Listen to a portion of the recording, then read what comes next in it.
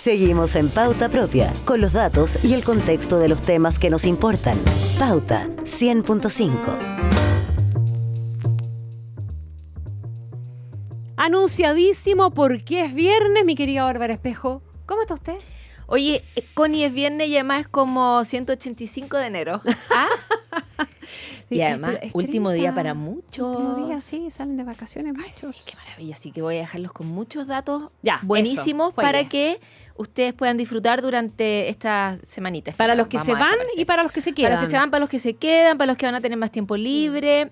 Voy a partir por esto que fue un descubrimiento que yo lo estaba esperando hace mucho tiempo y logré finalmente arrendarlo. Es una serie documental sobre Tim Burton. Tim Burton es el director del Juego de Manos de Tijera, de algunos de los Batman. Últimamente también conoció a las nuevas generaciones por Merlina, la serie de Netflix. Es un personaje en sí mismo que el día de hoy está emparejado con Mónica Bellucci.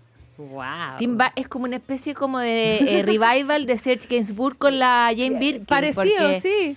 como que él es un genio, pero no digamos que es demasiado apuesto, y ella, por favor, o sea, no La hay Bella nadie y la más bonita. Bestia. La Bella y la Bestia, o como hacía Arthur Miller con la Marilyn Monroe, como hacía en una época. Bueno, la cosa es que esta es una producción bastante independiente, que de hecho no se ve a través de ninguna plataforma, sino de la página web de la producción, que tiene el mismo nombre que el documental, que es Tim Burton liveintheline.com. Ahí ustedes entran y pueden arrendarla o comprarla. Yo la arrendé, te la pasan 5 días.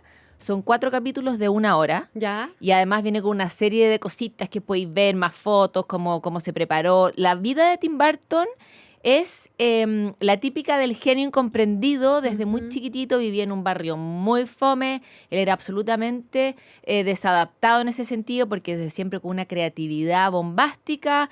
Entonces, lo lindo es que yo encuentro, y que es la parte más biográfica que se ve en esta serie, es que muestran cómo Tim Burton ha logrado defender eso a lo largo de su vida. Como que nunca sucumbió a la presión de los adultos, ni a meterse en el formato del colegio, ni es exquisito, porque de hecho en Tamaño Carta creo que ya leímos esa carta cuando él escribe a la productora de Disney diciendo, oye, escribí este cuento, quiero saber qué opinan de él. Y le contestan, le dicen, sabes que tu cuento es increíble, sigue trabajando en estas historias porque te va a ir bien. Tiene futuro. Y de hecho su primera pega fue en Disney Productions al final, ¿cachai?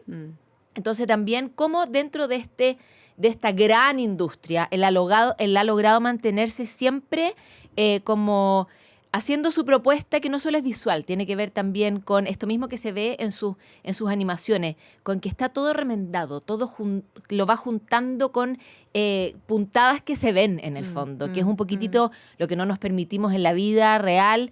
Se ven los sentimientos, se ve por qué tenemos miedo, que no es lo típico que uno podría decir. Claro, en un barrio perfecto, con las casitas pintadas color pastel, uno debiera estar súper contento. Pero él odiaba esa estética porque era la suya cuando era chico y lo pasaba pésimo y aburrido. Entonces, la película El joven manos de tijera, Es eso. tú veías el barrio Es y te da eso, miedo porque es completamente. tremendamente normal. Claro, ¿Cachai? tal cual. Entonces, cómo Tim Burton, a través de su estética, sus personajes, su historia, ha logrado convertirse en una especie de refugio y de defensa de nuestras rarezas, de lo desadaptados que podemos tener cada uno, lo inspirador también que puede ser para gente más marginada, que se siente distinta, y demostrar que hay historias para todos, que todos podemos ser felices o no, que incluso los que se ven más normales pueden ser al final los que van más por los bordes y los que están más rayados, como que pone todo en un poco, es todo más subjetivo y menos determinante. Entonces, esa como actitud de Tim Burton en su vida y a través de sus películas sigue siendo súper valiosa, y es lo que se explora mucho en esta serie. Habla mucho Johnny Depp, que es como su other, Sí, así po. como collera heavy, y yo no le tengo buena a Johnny Depp hace N tiempo, pero aquí te reconcilias, porque te das cuenta por qué tienen como esa capacidad de comunicarse y por qué Tim Burton es de muy pocas instrucciones en el set y él siempre entiende lo que hay que hacer y por qué enganchan también. Entonces, muy bonita para los que les gusta Tim Burton, para los que quieren entrar en su esfera también, súper recomendable, Tim Burton Life in the Line.com para los que la quieran arrendar y la vean desde donde estén. Película en cartelera, al fin, historia del sonido que tuvo como yo creo que es bien inédito, un par de como preestrenos agotados en salas magníficas como en el Teatro Oriente, que es una película, historia del sonido, tiene mucho que ver con la música folk de Estados Unidos de principios de 1900 más o menos, o anterior, pero que empieza a notarse más en esa época. Es la historia de dos estudiantes del conservatorio en Boston que se conocen, que se enamoran y que salen juntos. Me acordé mucho como del recorrido de la Violeta Parra. Salen juntos como por esta Norteamérica profunda a registrar las canciones folk del ambiente más rural en el fondo. Entonces está filmada, que tú decías, esto es como permanentemente un cuadro como de realismo francés. Como imaginaba el Angelus, ¿cachai? Ese cuadro que aparecen dos personas como trabajando la tierra. Eso es como colores fríos y tierra, siempre contrastados, mucha naturaleza. Es una película contemplativa, tremendamente emocionante. Está basada en un cuento se me perdió, pero es un cuento... ¿Dónde lo tengo? Ya lo voy a pillar. Tiene una cosa como sinestésica. Uno de los personajes parte confesando que tiene sinestesia, que esta como variación de los cables que hace que tú puedas sentir sabores con la música o veas colores con se cruzan como los sentidos. Entonces es una reflexión también de cómo el amor y el sonido son cosas tan invisibles y tan profundamente humanas, y cómo uno conoce también y explora ahí el mundo y la experiencia de vivir pasa a través de, o lo vives a través de estas cosas invisibles que pueden ser el amor, el sonido, la música. ¿Y qué les pasa a ustedes que quieren verlo, escucharlo y leerlo todo cuando la Barbarita lo recomienda? Es que vengo inspirada. Sí, veo. Pero los que les interese, véanla, porque realmente... Es que es posible que no interese después de escucharte. Es preciosa, realmente muy preciosa. Ya, voy a una cosa más familiar ahora, porque quiero aprovechar de decirte dos cositas o tres cositas más. Se abrió esta semana una muestra que yo creo que es la muestra más grande sobre cine chileno que se ha hecho en el Centro Cultural Palacio de la Moneda, que también es un lugar que es tan rico de ir y recorrer y como instalarse, sobre el cine chileno desde 1896, que es cuando el cine empezó aquí en Chile, hasta la actualidad, que es bonita porque es mucha memorabilia. Hay también archivos, hay registros, y todo va acompañado de una serie de actividades que son talleres familiares, talleres para niños, una programación especial en la Cineteca Nacional. Hay 500 piezas entre fotos, afiches, objetos. Está, por ejemplo, la bicicleta roja que aparece en Machuca. Están las estatuillas del Oscar que hemos ganado en Chile con Mujer Fantástica y con el corto de la historia del oso. Entonces puede verse como algo más anecdótico, y también entrar como en la historia real y más profunda de la historia del cine en nuestro país. Es una exposición de esas largas que va a estar abierta hasta el 31 de mayo, pero de marzo en adelante uno no alcanza a hacer nada de esto. Así que si van a estar aquí, yo encuentro que aprovechen. Uno dice, 31 de mayo, que no se les venga marzo tiempo con esto, que no se les venga marzo. Claro, tengo un montón de rato y al final uno no va. Y otra cosa bastante, absolutamente inédita en realidad, que también está organizada por el Museo de Cultura, es el Día de los Patrimonios de Verano. Primera vez que se hace. Han habido ya, en el fondo partió con un día en el año, ya van como 2 a lo largo del año, y esta es primera vez que se hace en el verano. No sé por qué no se había hecho antes, pero van a probar la fórmula. Son 730 actividades o más que se programan a lo largo de todo el país, y que es bajo la misma idea del clásico Día de los Patrimonios, que se abren edificios que uno en general no puede visitar, o hacen actividades en lugares en los que en general no pasa demasiado. Hay una de las actividades que me encantó, que es un paseo cultural en micros amarillas. ¿Qué tal? Puedes entrar a archivos que en general... Esas que uno odiaba, pero que pasan a ser piezas pero son clásicos hoy día. El Archivo Nacional se abre. Hay una biblioteca que cuesta entrar, que es la Biblioteca Patrimonial Recoleta Dominica, que es maravillosa y que va a estar abierta. Esto es el sábado, y pueden revisar en diadelosPatrimonios.cl toda la información para que puedan programarse a ver qué pueden hacer y qué los entusiasma de este primer entonces Día de los Patrimonios de verano en nuestro país.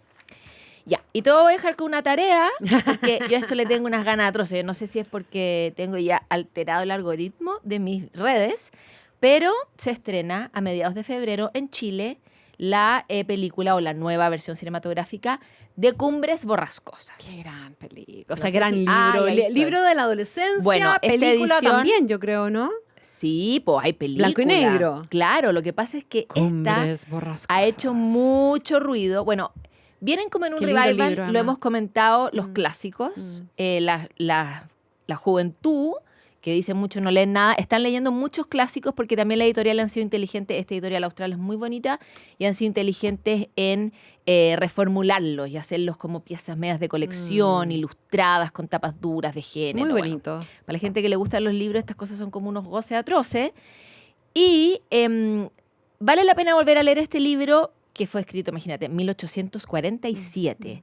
Y ya ahí hay un intento de Emily Bronte, también la historia de las 3 hermanas Bronte, un día podríamos comentarla, pero ella súper atrevidamente logró sacar como la narrativa, sobre todo de mujeres. De hecho, este lo publicó al principio con un seudónimo, que ya no solo, como en el fondo, esta idea de que el amor te salva y te hace feliz, ya aquí prescinde de eso, que un libro bien escrito es un libro preciso y que cuenta exactamente, también prescinde de eso porque lo que le importa aquí es contar una historia que se pueda sentir, en el fondo como a apelar a la emocionalidad del lector con una ética ambigua, que era raro en una época victoriana como la que le tocó a las Bronte, y esta especie como de cajas chinas y de distintas voces que van contando distintas perspectivas de lo que está pasando en la historia de Heathcliff y Catherine, que está interpretado en esta película por la estupendísima Margot Robbie y el estupendísimo Jacob Elordi, en una película esperadísima también porque la estética es increíble, ¿te acordáis?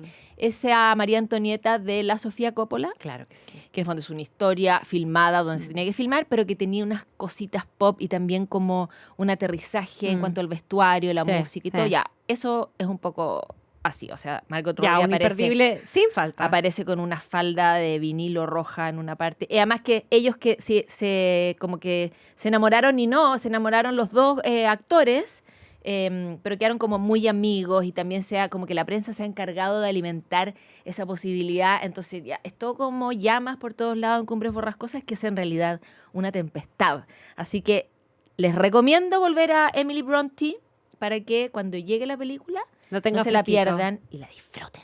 Ya. Demasiada cosa buena. Súper Yo te cosa hago buena. caso en todo. Sí, Tú pues. sabes. Nos hacemos Oye, el caso. otro día, cortito, pero el otro día, cuando me invitó Christian Barken al Genial. Al hipócrita. al hipócrita lector, yo me hice una larga lista. Yo decía, si no he leído tanto, y me empecé a hacer la lista, y la verdad es que me di cuenta que sí, había leído hartas cosas. Me Y se me imagino. quedaron varias fuera.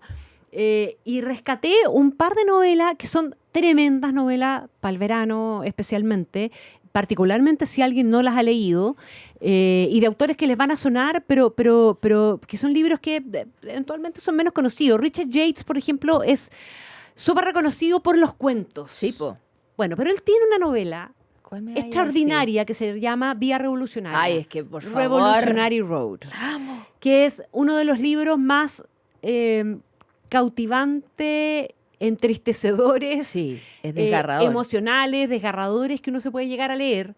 Pero está tan bien escrito. O sea, si ustedes han leído los cuentos de Richard Yates y ven y han sabido lo increíblemente bien que escribe, no saben lo que es la No, escritura de esta es novela. impresionante. Y tiene su versión cinematográfica, Sí, que es además, buenísima, que con es- la Kate Winslet. y con Leonardo DiCaprio, que es realmente extraordinaria. Es Realmente. un peliculón. O sea, ahí también hay una Sí. buena mezcla de una gran novela con una tremenda película, Súper, sí. que puede funcionar como una dupla bonita. Qué bueno ese libro, caché que lo leí hace poquitito de nuevo en un club de lectura y realmente es como que lo rayé que entero. es una pieza. Es como para aprendérselo de memoria. Es una pieza, impresionante. no, es un tremendo libro, Sí. tremendo libro que fue reeditado además también en algún momento, había pasado medio inadvertido.